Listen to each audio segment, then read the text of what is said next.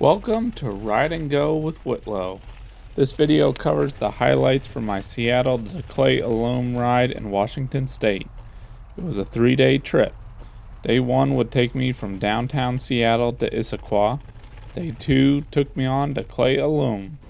I was intending to bike to Ellensburg on day 3 and catch a bus back to Seattle, but the ride was so beautiful I decided to bike back to Issaquah on day 3. My route followed the Great American Rail Trail for nearly the entire ride. If you want to ride along on your bike at home, or need help with the directions, or want to see more of the path, I have nearly 12 hours of raw video from the entire first ride from Seattle to Cle Elum and other videos on my channel. I will add links to those videos in the description as they are uploaded. Day 1 would be all paved and no elevation change. The route started the journey at the ferry port in downtown Seattle. Took me up around Lake Washington and Lake Sammamish and ended the day near Issaquah. This area near the ferry port is a beautiful urban area that is being developed. The path in this area is nearly complete but was closed when I was there, so I had to follow along the pedestrian and shops area. Not long after, the people thin out and you find yourself cruising the Elliott Bay Trail.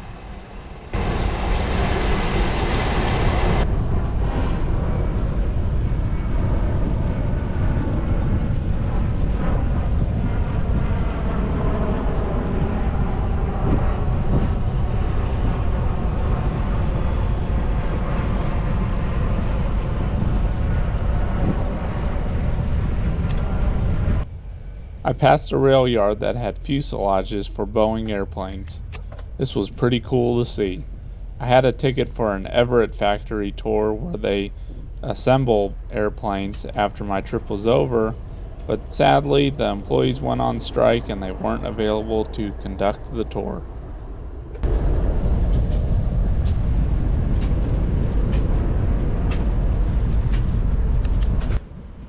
Eventually, the path takes me on the Burke-Gilman Trail. Since I was going right by it, I figured I had to check out the Gas Works Park. It has a great overlook of the city, and it is neat to see some of the old factory infrastructure.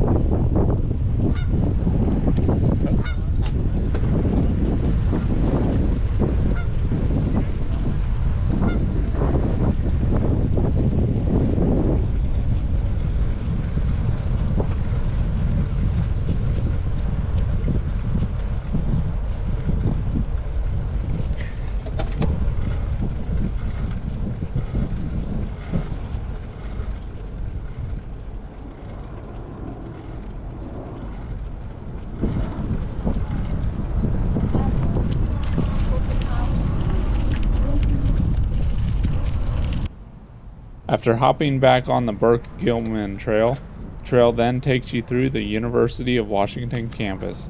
This is a very nice area that is well developed and provides some good scenery.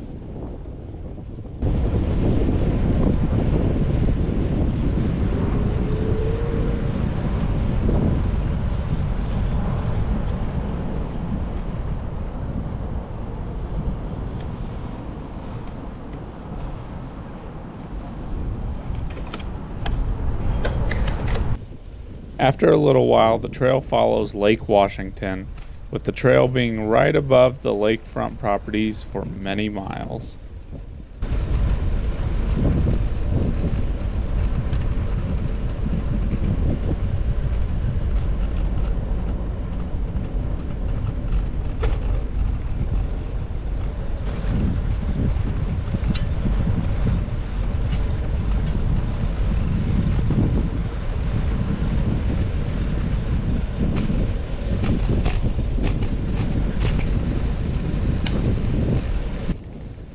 After getting on the Sammamish River Trail, the route goes through 60 Acres Park. This is a beautiful area with tall trees off to one side and the river on the other.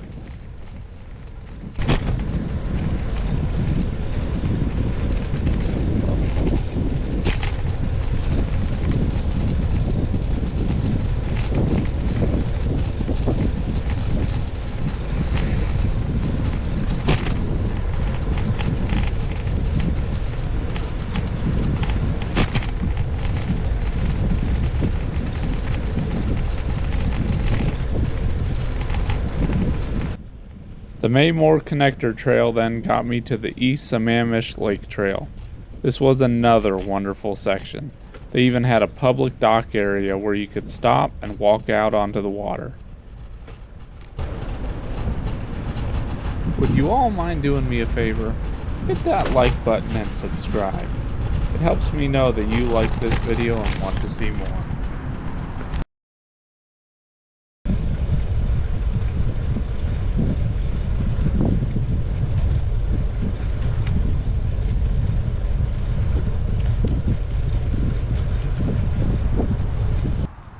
After arriving early in Seattle that morning, I was ready to rest up in Issaquah and prepare for the big day to Cle Elum that was coming up. All in all, this first day was about 40 miles.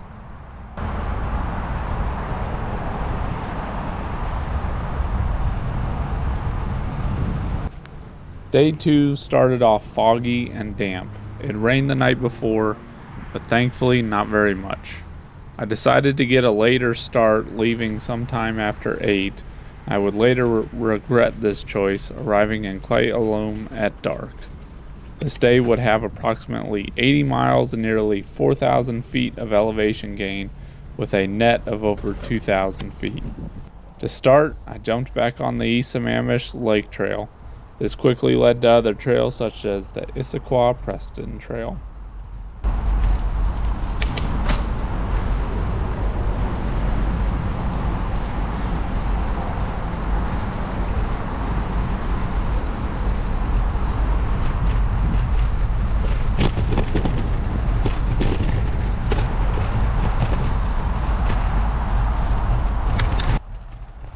The beginning parts of this section are right next to I-90, so it is a little noisy.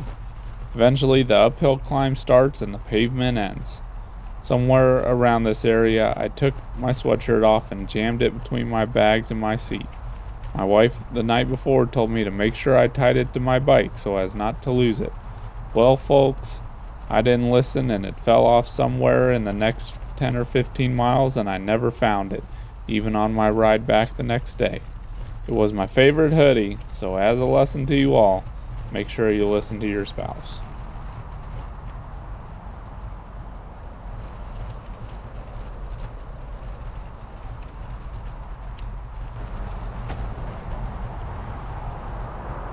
Right before you hop on the Preston Snoqualmie Trail, you follow the bike lane on a public road. Like the gentleman from the Gravel Grinding Boys channel said, "Good Lord, look at the size of this bike lane." I think he said it just about right. All in all, I was pretty impressed at the bike lanes in Seattle and along the roads, especially along the route that I took.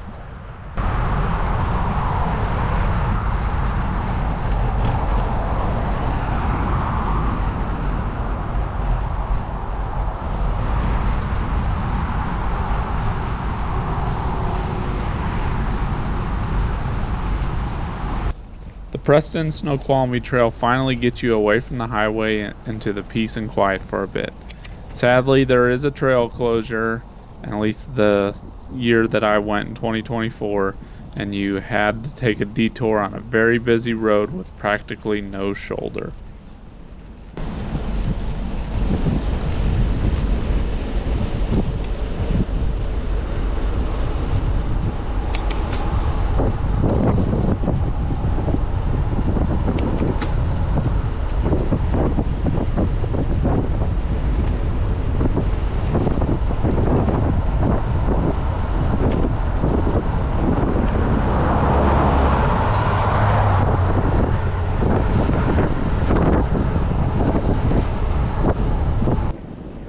Eventually you get back on the trail. However, the Preston Snoqualmie Trail dead ends before reaching Snoqualmie.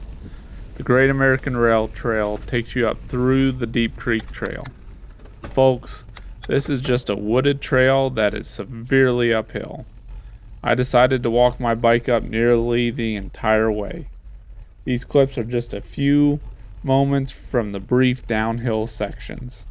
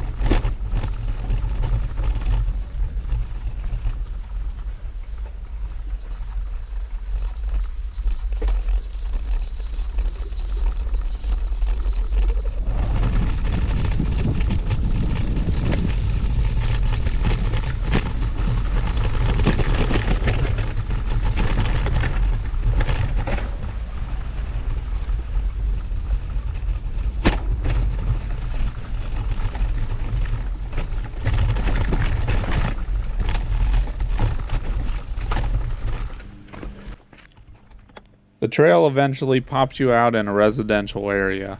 After that long uphill walk, you get rewarded with a long ride down the Snoqualmie Ridge Trail into Snoqualmie.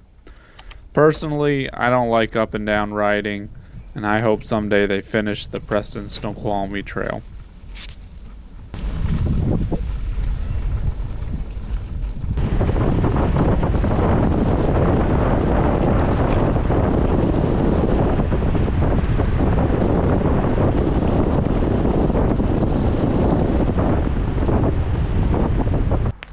The ride into Snoqualmie had a neat section where there was a line of old train locomotives and rail cars.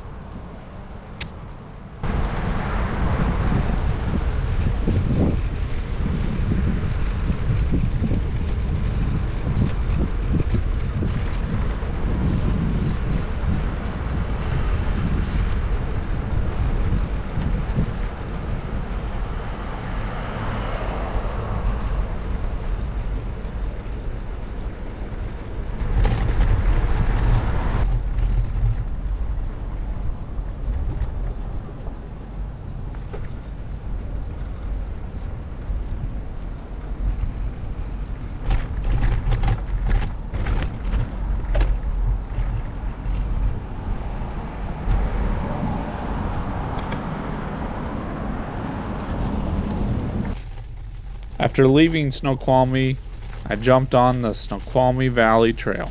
This trail goes through North Bend, where I made a quick stop for lunch. I knew if I was going to stop and enjoy the scenery up in the mountains, I didn't have time to waste.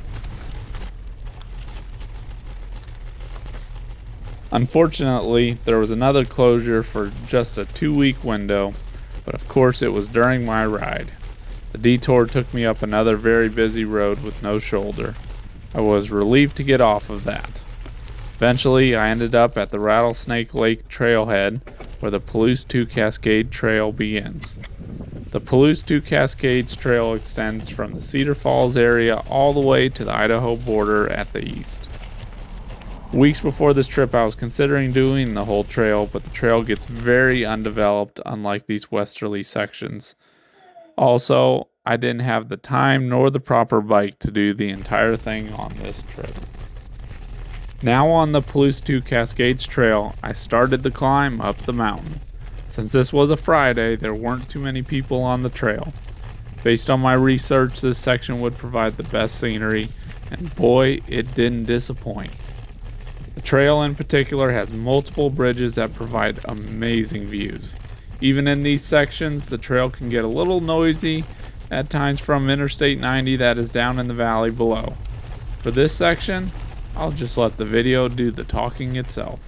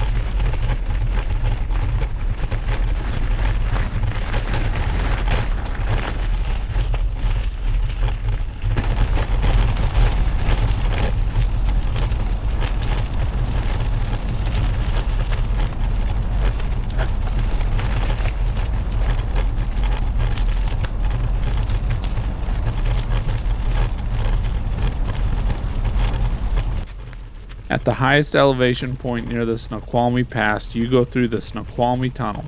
Friends, this tunnel is 2.3 miles long. At a casual 10 miles per hour, it takes approximately 14 minutes to get through the tunnel. It has no lights, so be sure to bring a good headlamp if you're coming. Even still, it's a little bumpy and wet, and at standard speed, I'll be honest, I was holding on tight.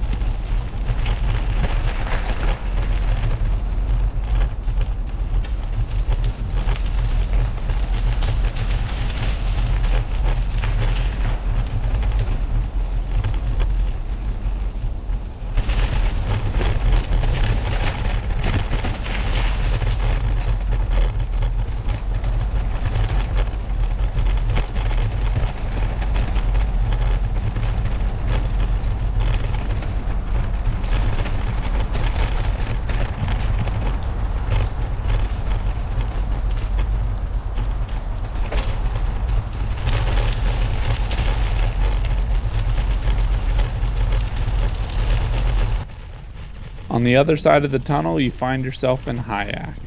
After Hyak, you pass along Cle Lake, which seemed to be relatively low when I passed. It provided some great views though and was neat to see. Off in the distance on the other side is Interstate 90.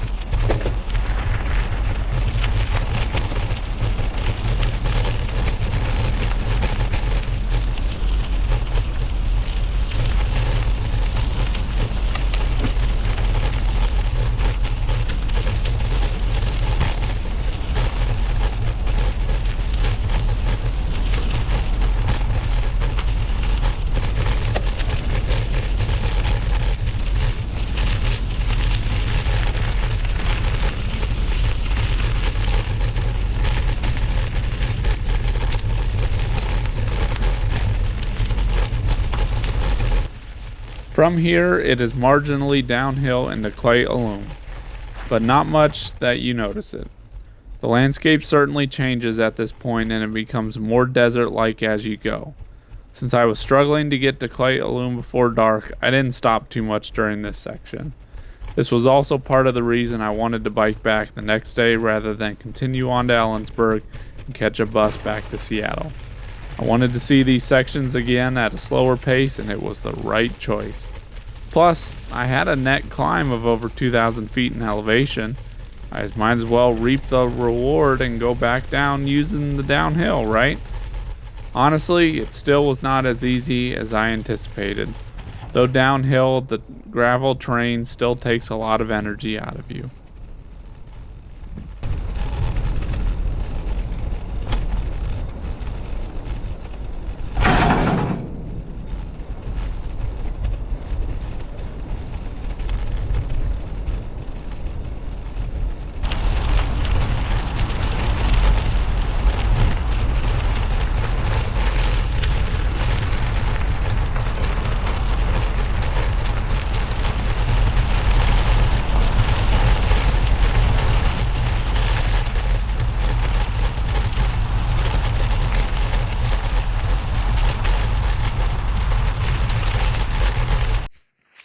After 200 miles and 3 days, I decided to call it good.